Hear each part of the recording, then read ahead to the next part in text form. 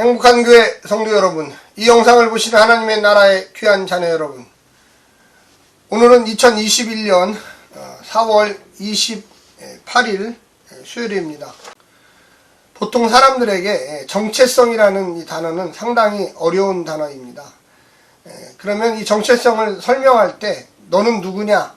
그러면 우리는 어떤 분의 셋째 아들입니다. 또 어떤 분의 첫째 딸입니다. 이렇게 이야기를 합니다.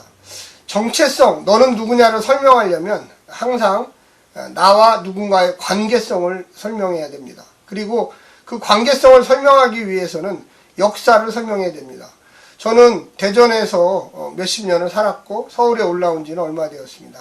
초등학교는 어디를 다녔고 중학교는 어디를 다녔습니다. 고등학교, 대학교는 어떻게 됐고 또 어떻게 미국에서 어디에서 공부를 했습니다.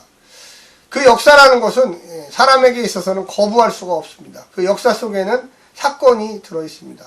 저는 어느 침례교회를 다녔고 그곳에서 어떤 목사님에게 말씀을 배웠고 어느 나이대에 저의 신앙을 고백하고 침례를 받았습니다. 그리고 예수님의 말씀 따라 지금까지 살려고 노력했습니다. 그리고 믿음이 더욱 생겨서 또 하나님의 부르심을 확신해서 신학대학을 가서 공부를 하고 또 경험을 쌓아서 실력을 향상해서 목사가 되었습니다. 이렇게 이야기할 수밖에 없습니다. 이스라엘 백성들에게 너희들은 어떤 민족이냐 이렇게 질문했을 때 그들은 뭐라고 대답을 했을까요? 당연히 우리는 우리 조상 때부터 하나님께서 우리를 선민으로 부르셔서 우리 선조들은 노예이었는데 하나님의 전적인 은혜로 주권적으로 하나님께서 부르셔서 우리를 자유민족으로 만드시고 하나님의 명령과 말씀을 주셔서 한 민족을 이루게 되었습니다. 그리고 무엇 역사적 사건들이 있습니다. 이렇게 대답할 것입니다. 어제에 이어서 계속적으로 예식의 중요성, 또 그 예식의 의미, 또 예식을 왜 행해야만 하는가 이런 이야기들을 오늘 본문에서 하고 있습니다. 먼저 출애굽기 13장 1절부터 22절의 말씀을 듣고 다시 오겠습니다.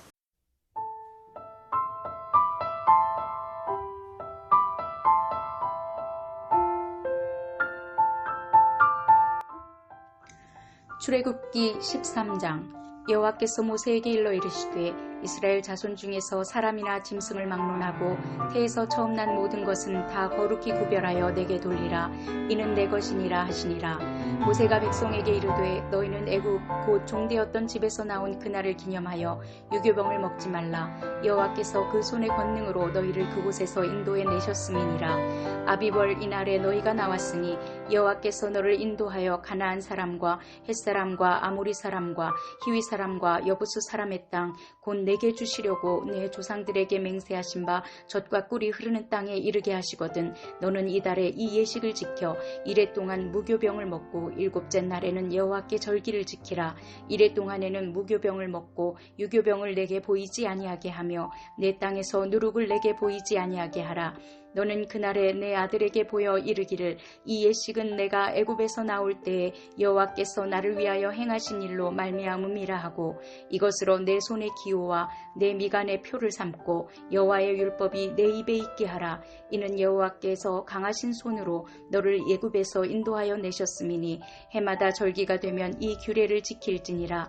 여호와께서 너와 내 조상에게 맹세하신 대로 너를 가나안 사람의 땅에 인도하시고 그 땅을 내게 주시거든. 너는 태에서 처음 난 모든 것과 내게 있는 가축의 태에서 처음 난 것을 다 구별하여 여호와께 돌리라. 수컷은 여호와의 것이니라. 나귀의 첫 새끼는 다 어린 양으로 대속할 것이요 그렇게 하지 아니하려면 그 목을 꺾을 것이며 내 아들 중 처음 난 모든 자는 대속할지니라. 그 일에 내 아들이 내게 묻기를 이것이 어찌 됨이냐 하거든 너는 그에게 이르기를 여호와께서 그 손의 권능으로 우리를 애굽에서 곧 종이 되었던 집에서 인도하여 내실세 그때 바로가 완악하여 우리를 보내지 아니하매 여호와께서 애굽 나라 가운데 처음 난 모든 것은 사람의 장자로부터 가축의 처음 난 것까지 다 죽이셨으므로 태에서 처음 난 모든 수컷들은 내가 여호와께 제사를 드려서 내 아들 중에 모든 처음 난 자를 다 대속하리니 이것이 내 손의 기호와 내 미간의 표가 되리라. 이는 여호와께서 그 손의 권능으로 우리를 애굽에서 인도하여 내셨음이니라 할지니라. 바로가 백성을 보낸 후에 블레셋 사람의 땅의 길은 가까울지라도 하나님이 그들을 그 길로 인도하지 아니하셨으니 이는 하나님이 말씀하시기를 이 백성이 전쟁을 하게 되면 마음을 돌이켜 애굽으로 돌아갈까 하셨습니다. 그러므로 하나님이 홍해에 광야의 길로 돌려 백성을 인도하심에 이스라엘 자손이 애굽 땅에서 대열을 지어 나올 때에 모세가 요셉의 유고를 가졌으니 이는 요셉이 이스라엘 자손으로 단단히 맹세하여 이르기를 하나님이 반드시 너희를 찾아오시리니 너희는 내 유고를 여기서 가지고 나가라 하셨음이더라. 그들이 숫곳을 떠나서 광야 끝 에담의 장막을 치니 여호와께서 그들 앞에서 가시며 낮에는 구름 기둥으로 그들의 길을 인도하시고 밤에는 불 기둥을 그들에게 비추사 낮이나 밤이나 진행하게 하시니 낮에는 구름 기둥 밤에는 불 기둥이 백성 앞에서 떠나지 아니하니라.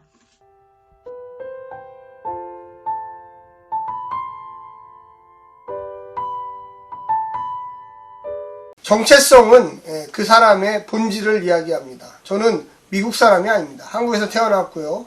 또 한국에서 자랐고 또 한국말을 하고 한국 음식을 먹고 또 한국의 민속 문화를 알고요. 또한 그리스도인으로서 한국 땅에서 살아가고 있습니다. 물론 다른 정체성을 가진 사람들도 많습니다. 히브리 민족, 하나님의 백성, 이스라엘은 어떤 정체성이 있었습니까? 우리가 출애굽기를 읽어오면서 계속적으로 이야기하는 것은 창세기 12장에서 하나님께서 아브라함을 선택하셔서 그에게 하늘의 별과 같이 땅의 모래알과 같이 너희 민족들을 내가 번성케 하고 가나안 땅을 내게 주리라. 이것을 430년이 지난 이 모세 시대에 와서 지금 이루고 있는 것입니다. 그러면서 그 노예 민족으로서 430년을 살았기 때문에 너무나 그 노예 근성, 앞으로도 여러 번 나오겠지만 노예에 쪄들어진 이 삶, 찌든 삶의 자유민으로서의 삶이 어떤 건지를 잘 모르고 무질서의 삶에서 이제 질서의 삶으로 바뀌어야 되고 하루하루 하나님과 의지하며 관계를 맺으며 살아가야 되는데 과연 그 관계는 도대체 어떻게 맺어질까요?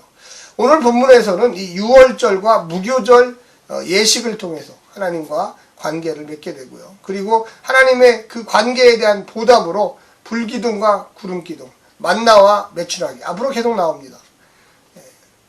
그래서 우리가 하나님께 번제를 드리고 하나님께 예배를 드리면 하나님은 우리에게 어떤 식으로 보상을 해주시나 이스라엘 백성들에게 구체적으로 이렇게 이야기하고 있습니다. 먼저 하나님의 절대적인 사랑으로 이스라엘 백성들이 구원을 받았죠. 노예 백성에서 자유민족이 됐습니다. 그 과정 중에 10번째 재앙, 이 장자의 죽음의 재앙을 면케하시는 이 멸하는 자들로부터 피하게 하는 것이 바로 유월절 예식이었습니다. 그래서 그들에게는 구원 백성, 하나님께서 우리를 구원하셨다. 이게 바로 유월절 가장 핵심적인 상징입니다. 어린 양을 대신하여 죽음으로써 첫째 이 장자를 살려둠으로써 그 가정의 리더십을 형성하고요. 미래 세대에 대한 보증을 하나님께서 해주셨습니다. 오늘 본문은 또한 무교절에 대해서 나옵니다. 무교절은 과연 뭐냐? 먼저는 유월절이 종교력으로 니산월 1월 14일 하루입니다. 유월절은. 그리고 그 다음 날부터 7일 일주일간을 무교절로 지냅니다. 이 무교절이라고 하는 것은 이 무교병에서 나온 겁니다. 이 무교병은 부풀지 않은 효모가 들어가지 않은 딱딱한 빵을 먹는 7일간의 이야기입니다. 왜 이것이 중요하냐? 이스라엘 백성 40년이 하나님의 절대적인 은혜 가운데 이 광야 생활을 했습니다. 그리고 그 첫 번째 이유는 이스라엘 백성들이 구원을 받았다는 거죠. 그래서 하나님의 절대적인 그 구원을 깨달으면서 부풀다라고 하는 건 성서적으로 무언가 부패했다, 무언가 허황되다, 무언가 교만하다.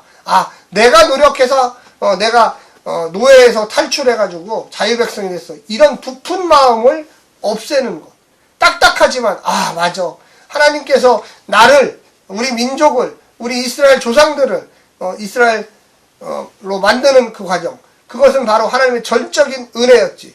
교만해져서 부패하거나 타락하거나 마음이 부풀어서 허황된 마음을 품지 않도록 상식적으로 이야기합니다. 우리가 그렇잖아요. 부드럽고 맛있는 초콜릿이나 빵을 먹을 때 얼마나 행복해요. 그런데 만약에 어쩔 수 없이 배고파서 어떤 방법이 없어서 딱딱한 빵을 먹는다면 고난, 힘들어. 이거 어떻게 먹어. 그런데 우리 조상들이 하나님의 전적인 은혜로 그것을 행했다라는 것을 후세들도 계속적으로 반복합니다. 유월절과 무교절은 영원한 약속이에요. 영원한 규례예요. 하나님과 반드시 일주일이라도 1년에 일주일 무교절 기간 1월 15일부터 일주일간을 그렇게 살겠다고 하나님께 이야기하는 겁니다. 그 기간 동안은 쓴나물을 먹어요. 그래서 재료도 쓴나물이라고 하는 건 거기다가 향신료를 넣지 않는 거죠. 소금이나 기름이나 깨나 이런 걸 넣지 않고 단순하게 그냥 비벼서 거의 이 허기만 해결할 정도의 그런 것을 먹습니다. 그러면서 그걸 뭘 기억하느냐? 우리 조상들이 갑자기 이집트에서 탈출하면서 나와서 부풀지도 않은 빵을 들고 와가지고 화덕에다 구워서 갑자기 먹다 보니 배고프잖아요. 그래서 그 고난과 아픔, 그러나 그 속에서 하나님이 우리를 전적으로 구원했다는 능력을 경험하게 되는 것입니다. 오늘 이 절기 중에는 또한 초태생, 이 맏배라고도 나옵니다. 맏배. 처음 태어난 것, 10번째 재앙 중에 그 출애굽 재앙에서 이집트의 첫 번째 사람들을 다 죽였습니다. 남자들이죠. 장자들이죠.